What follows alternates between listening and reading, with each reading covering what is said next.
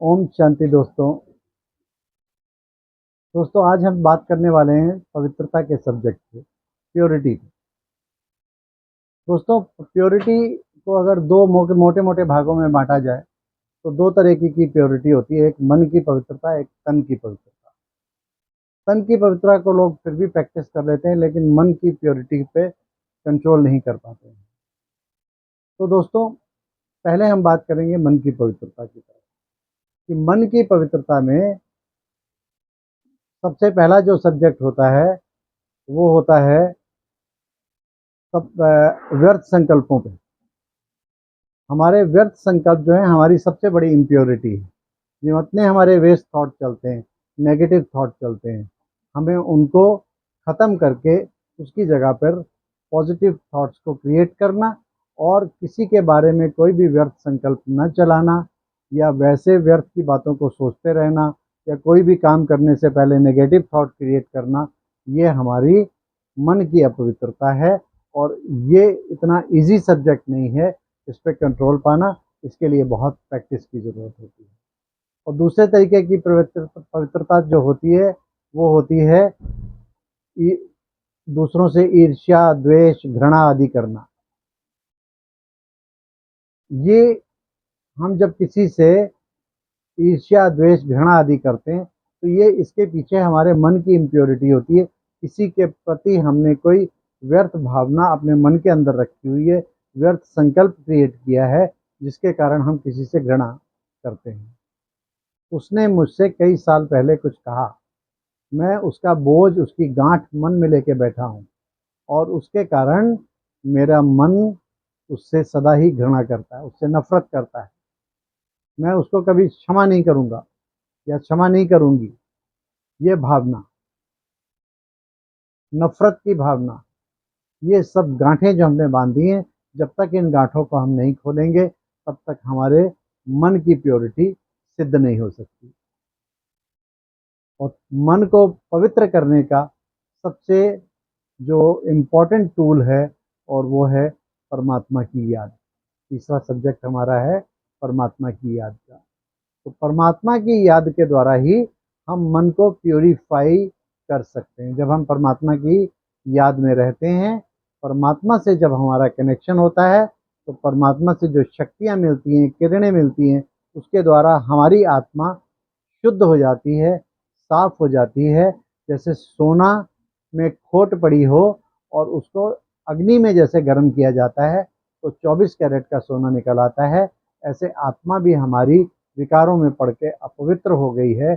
और उसके कारण जब हम उसको, आत्मा को, परमात्मा की किरणों के द्वारा, परमात्मा की शक्तियों के द्वारा उसको प्योरीफाई करते हैं, तो हमारी आत्मा एनलाइटेंड हो जाती है, चमकदार बन जाती है और हमारा मन जो है वो एकदम प्योर फॉर्म में आ जाता है।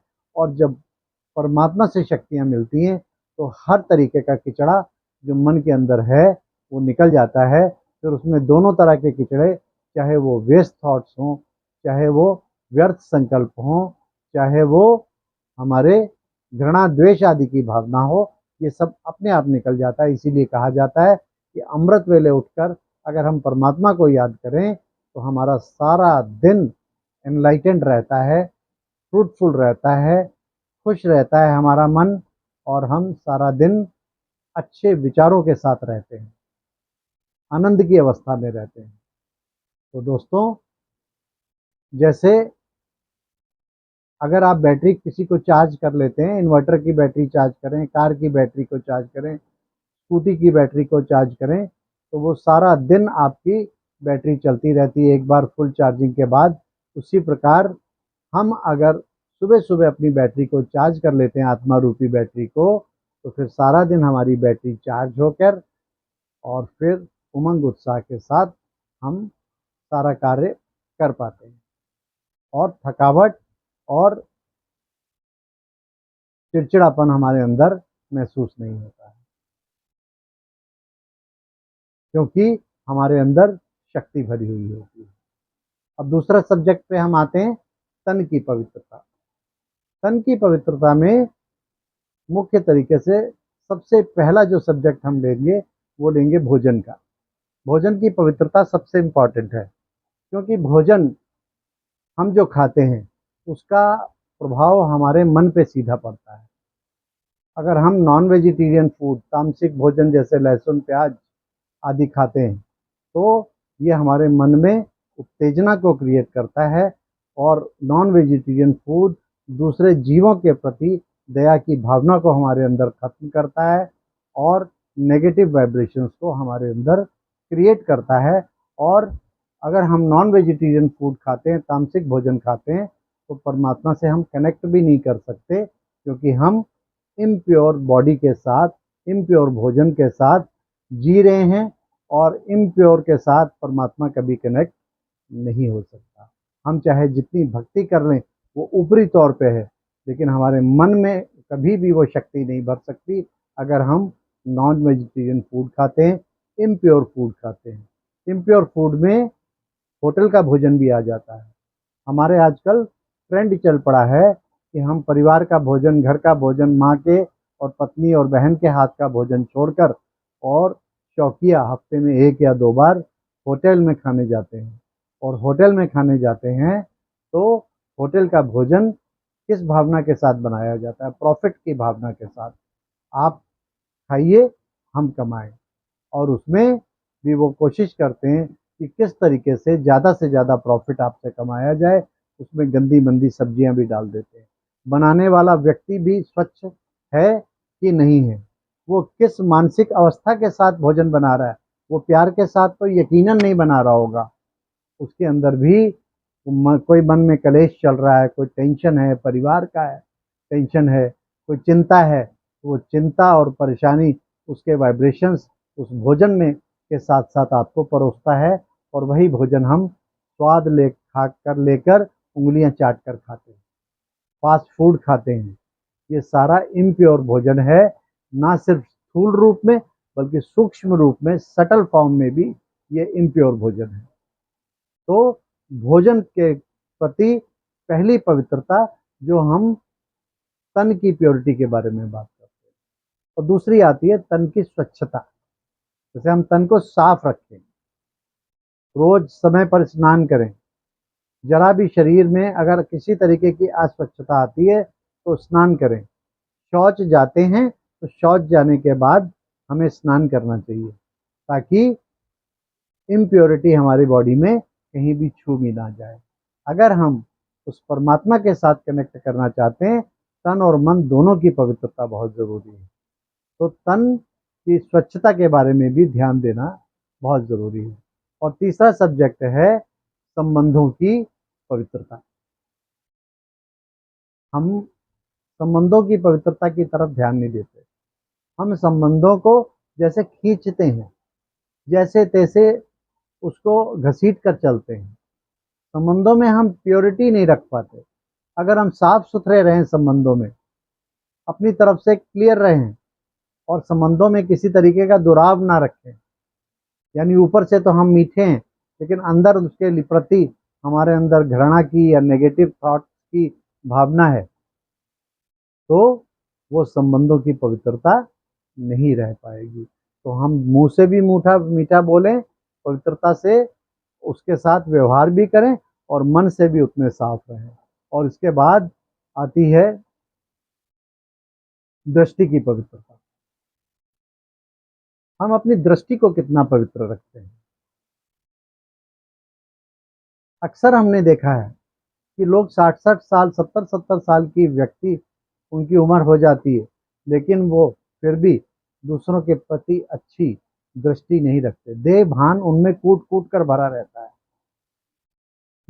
जिस उम्र में पहले लोग वानप्रस्थी हो जाते थे, उस उम्र में भी लोग काम विकार में फंसे रहते हैं। उनकी दृष्टि भी काम विकार वाली हो जाती रहती है, और वो उनकी इतनी उम्र हो जाने के बावजूद भी ठीक नहीं होती।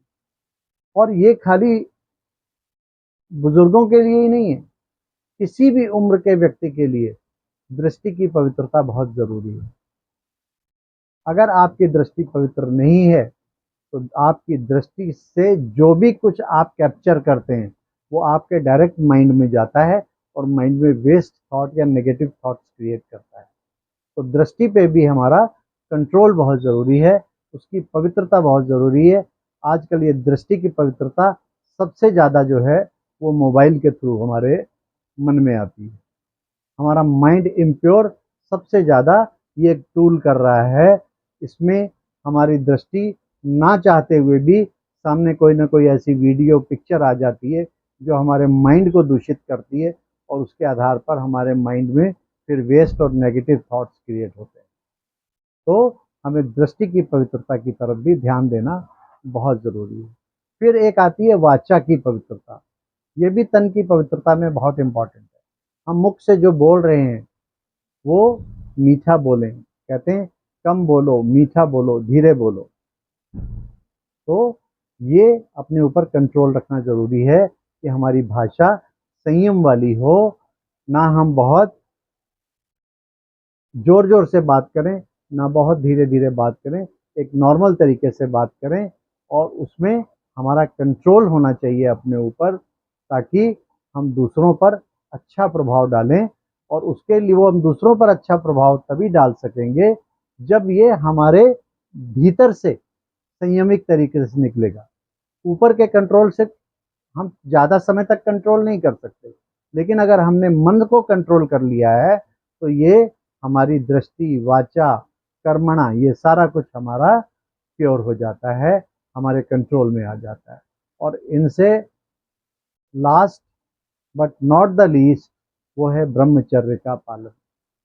दोस्तों, ब्रह्मचर्य को आज लोगों ने बिल्कुल एक तरीके से फॉरबिडन वर्ड मान लिया है कि ब्रह्मचर्य का की बात ही करनी बेकार है। ब्रह्मचर्य की बात तो सिर्फ सन्यासी ही कर सकते हैं, परंतु दोस्तों ऐसा नहीं है। ब्रह्मचर्य का पालन एक आपकी डिसिप्लिन्ड लाइफ के लिए बहुत ज़रूरी है। पुराने ज़माने में ऋषि मुनि और जो देवी देवता थे वो भोग बल से नहीं, योग बल से संतानोत्पत्ति करते थे। जब वो कर सकते थे तो क्या हम उतने पावरफुल नहीं बन सकते कि हम भी उसी प्रयोगशाला में अपने आप को प्रयोग करने के लिए लगाएं? अगर आप जीवन में ऊंचा उठना चाहते हैं, अपने अंदर एम्पावर्ड होना चाहते हैं, एनलाइटेंड होना चाहते हैं, तो हमें काम विकार को, जो हमने आनंद का साधन मान लिया है, वो वास्तव में आनंद का साधन नहीं, हमें गर्त में ले जाने वाला साधन है, और उसके कारण हम अधोगति को पा रहे हैं। तो ब्रह्मचर्य का पालन हमारे जीवन में नई नई ऊंचाइयों की तरफ हमें ले जाता है, हमें असीम शक्तियों की तरफ ले जाता है। तो दोस्तों, जब तक इस प्रकार इन 4, 5, 6 सब्जेक्ट जो हमने बताए तन की पवित्रता के, इन सबको अगर लाइफ में प्रैक्टिस करेंगे तो हम अपने आप को एम्पावर कर सकेंगे। प्योर करने के बाद ही हम उस परमात्मा से कनेक्ट। ये तन की पवित्रता की पहली सीढ़ी है। दूसरी सीढ़ी मन की पवित्रता है, और इससे भी ऊंची सीढ़ी है, वो है कर्म की पवित्रता। इसीलिए कहा जाता है मनसा वाचा कर्मणा। कर्म में जब तक हम मन की पवित्रता और तन की पवित्रता को धारण नहीं करेंगे, तब तक हम अपने कर्मों में पवित्रता नहीं ला पाएंगे। हमारे कर्म हमारे कैरेक्टर को रिफ्लेक्ट करते हैं। तो दोस्तों, तन और मन, इन दोनों की प्योरिटी पे अगर हम ध्यान देंगे तो हम जीवन में नई नई ऊंचाइयों को छू सकेंगे। हम उस परमात्मा प्यार के अधिकारी बन सकेंगे, और अपने जीवन को ऊंचा उठाने की आधारशिला रख सकेंगे। अच्छा दोस्तों, ओम शांति।